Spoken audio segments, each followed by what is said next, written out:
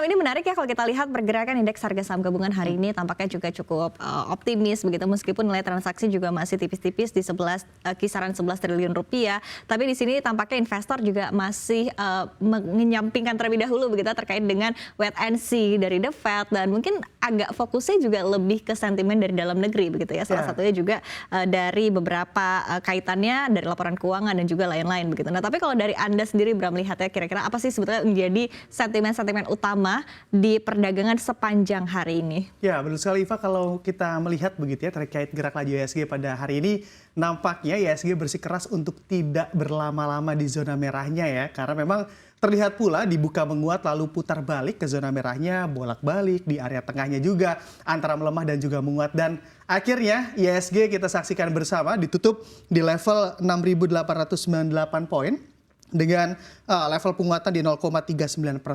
Kalau kita perhatikan juga ataupun melihat begitu ya Iva terkait atau membahas sentimen yang ada juga, memang hari ini seperti yang Iva katakan lebih cenderung melihat dari sentimen-sentimen dari dalam negeri begitu Iva. Iya betul. Nah tapi sebetulnya sentimen terkait dengan wait and see dari The Fed ini juga kan sebetulnya juga masih menjadi perhatian juga begitu kan, meskipun tampaknya juga tadi sekali lagi masih fokus ke dalam negeri sehingga akhirnya hari ini juga tampaknya lebih sumringah begitu ya. Mungkin bisa digambarkan begitu ya Bram, seperti apa sih sikap dari para investor yang saat ini juga tengah wait and see? Ya oke. Dan kalau kita perhatikan juga terkait hal ini ataupun sentimen yang ada, memang investor masih terlihat wait and see begitu ya Iva, karena memang pada keputusan The Fed yang akan dirilis tidak lama lagi ini, kalau kita perhatikan juga memang melihat tingginya kenaikan dari inflasi Amerika Serikat pada bulan Juni lalu juga mencapai di atas ekspektasi pasar atau berada di angka 9,1%, membuat para pelaku pasar juga khawatir The Fed berpotensi menaikkan suku bunganya lebih tinggi lagi, bahkan hingga kalau kita ketahui bersama 100 basis point begitu Iva. Di sisi lain juga menurut The Fed menaikkan suku bunga adalah juga jurus andalannya dalam menekan inflasi yang meroket terdampak dari gejolak ekonomi yang ada. Oke, berarti tadi juga ya wait and see, dan menjadi pertanyaan juga apakah The Fed akan menaikkan suku bunga 75 basis point atau 100 basis point. Tapi meskipun kalau kita lihat dari The Fed Watch sendiri tampaknya cenderung lebih ke 75 basis point ya, surveinya sekitar 70% begitu. Nah, tapi yang menarik adalah meskipun ada indikasi bahwa The Fed juga masih akan terus bergerak hawkish, tapi tampaknya juga kalau dari dalam negeri ini lebih optimis begitu ya, bahwa perekonomian kita ini masih cukup kuat, apalagi ditopang juga dengan harga komoditas juga, dan terlihat juga ya dari kinerja emiten begitu di dalam negeri, dan ini juga menjadi salah satu sentimen yang positif begitu ya terkait dengan laporan keuangan. Nah ini seperti apa Bram? Nah memang kalau kita bicara terkait laporan emiten memang tak kalah menarik untuk diamati, yakni pekan ini juga menjadi pekan dari rilisnya laporan keuangan dari para emiten perbankan Big Caps khususnya, yang mana memang kapitalisasinya yang juga sudah diketahui besar mampu menopang pergerakan pasar IHSG. Seperti halnya pada hari ini salah satu emiten perbankan Big Caps tanah air yaitu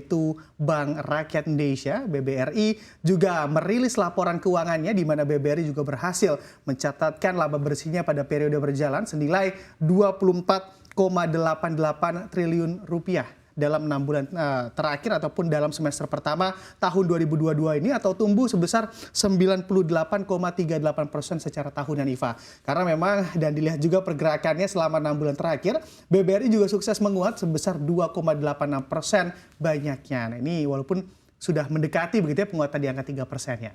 Oke, nah tapi menarik kalau kita lihat pergerakan dari emiten BBRI hari ini begitu ditutup di zona merah di pelemahan 0,23%, meskipun tadi laporan keuangan juga menarik. Tampaknya juga investor ini sudah price in terlebih dahulu, karena kemarin juga pergerakan dari BBRI ini ditutup juga sumringah di zona hijau. Tadi juga di awal perdagangan juga sempat mencapai 4.380 gitu kan. Jadi tampaknya di sini juga mungkin sudah ada TP-TP sedikit ya dari para pelaku pasar.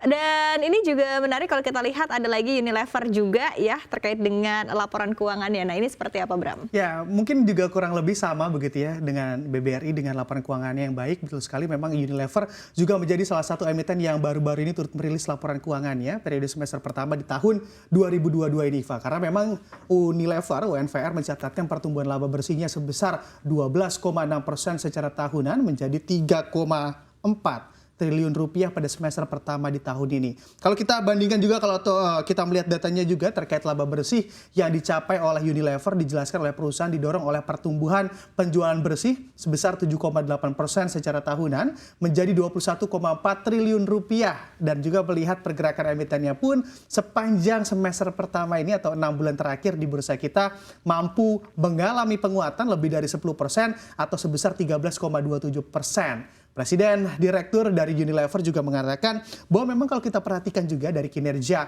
perseroan tetap mampu bertumbuh di tengah kita ketahui bersama adanya tantangan dari kenaikan harga komoditas yang kian melonjak, Iva.